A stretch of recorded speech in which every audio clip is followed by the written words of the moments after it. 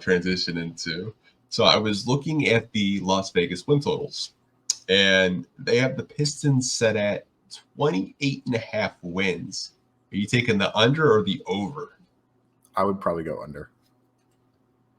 Even if I believe that this team is like going to be better than last year from a roster perspective, from a coaching perspective, 29 wins is asking them to double their win total from last year, and I don't think that's realistic. I think you could easily see like a 10-game jump, but would still like put them under the number, right?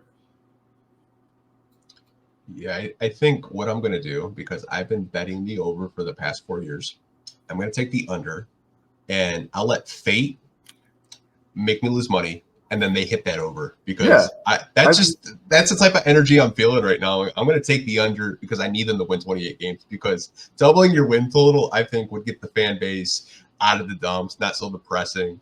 Like, I saw someone on Twitter saying, like, yeah, no one wanted Tobias Harris. No one wanted Malik Beasley. The Pistons had to pay. I was like, oh, my God. Like, go outside. It's nice out. Like, what's your problem? Yeah. I think emotionally hedging the under is, like, definitely the way to go, right?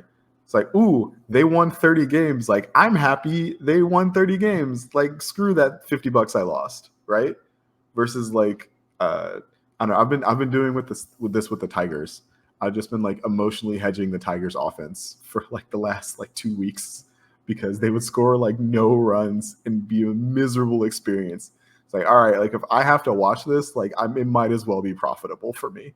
And like they're slowly like kind of work themselves out of it. But that's the baseball podcast that I'm not equipped to like actually do. But yeah, emotionally hedging with the Pistons under, I think, is definitely the move. I would do that. Yeah. I think I'm going to do that too. I should do that. I should pull up in the MGM app now and just do that.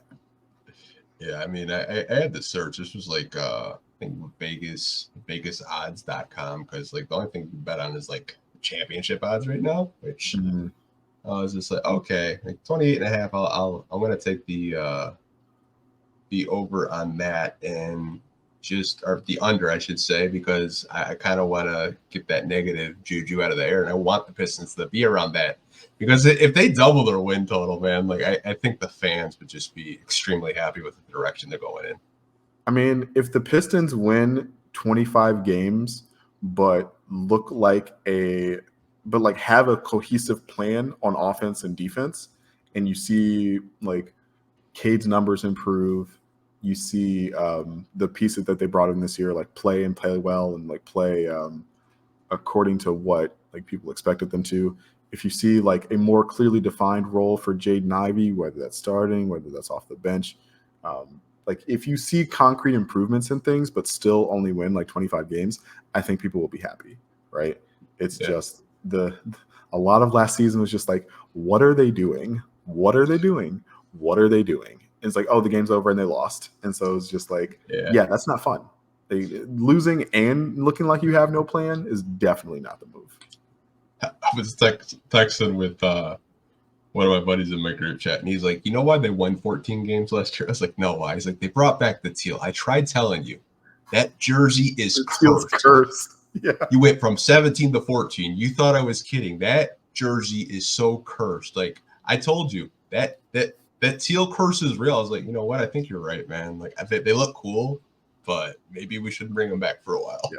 My hope is that like we don't have another black alternate, right? Like I like black alternates like philosophically. The Ravens and the Lions black alternates are great. The Eagles that also have a black alternate, that's great. But like the Pistons, between I forget what the names for the stupid jerseys are, but like the black with the like red and blue lacing stripes, and then the Bad Boys jerseys, and then they had the from like the Andre Blake era, they had the black jerseys with like the chrome racing stripes down the middle that were like also supposed to be a Bad Boys tribute. It's just like I'm burnt out on black jerseys. Can we just get like some nice red, white, and blue jerseys that like don't make me want to throw up, please? I honestly or the grays, stupid grays. I hate the grays so much. The chrome KCPs were puke. They were so bad. No, the grays, but the grays with like the blue lettering with like the red tracing. Oh yeah. I hate those. I I thought hate you were those so talking about much. like the chrome ones. I absolutely hated the chrome ones. They were so bad. I kind of like the chrome ones, but like that was the chrome ones were a lot cooler when they wore them less, right? Yeah. Yeah, man. Kind of wish they would bring back the red ones. It was like before they brought back the teal, it was like a red, and then I kind of had a little bit of teal, like the little lightning bolts. Like those were actually pretty cool. The Cade rookie year reds, like I like those. I like those. Those were pretty nice. Yeah, we'll see what Big Sean is cooking up this year. But hey, you never know. Might have some restrictions. I really liked the St. Cecilia jerseys. The Verner's jerseys, loved them.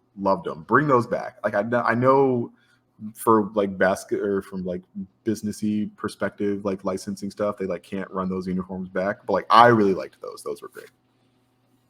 I think they should change the rule. Like they should go by like jersey sale. Like if they sell a lot of them, like let them like still wear them on the court. It's basically what they did with like the Miami Vice uniforms. It's like these are hot. Like we're gonna keep making them.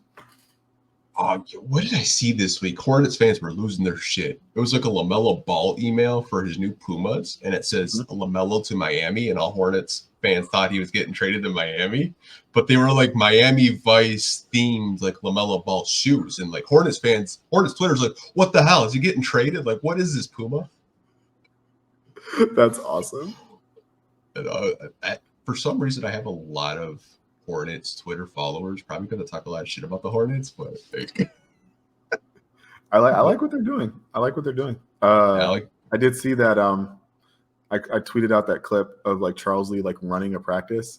It's like, oh man, like maybe he would have been a good head coach choice. Like, shit, maybe we blew that one. Honestly, man, like it'll be interesting to see. I'd keep an eye on Charlotte to see how they do. I know like coaching wise, they've kind of had a revolving door with like Steve Clifford coming back because Kenny Atkinson, no thanks, and then Borrego going back to New Orleans. But it'll be interesting to see. I think Charles Lee's going to be a good coach in this league. Yeah, I hope so too.